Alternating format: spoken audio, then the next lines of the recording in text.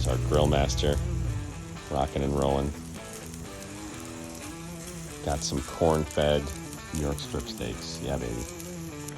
Talk to us about protein. It's delicious, and I like meat. How does that help prevent knee replacement? How does that help prevent knee replacement? Well, proteins are one of our major builder blocks of muscle, and muscles are our main shock absorber.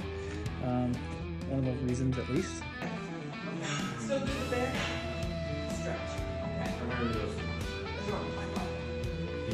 Oh wow. Grass-fed strip steak. Grass. No, corn. Okay. Corn-fed, baby, from to win. All right, you want to stay? I think the extension plus that.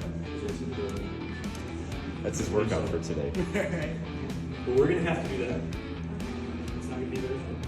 No, we're gonna get ready. Corn-fed? Well, I think It's not grass-fed. Yeah. I know it's tough. It tastes like beef. All right. There's more back there if you I know it want. feels a little funky. Like,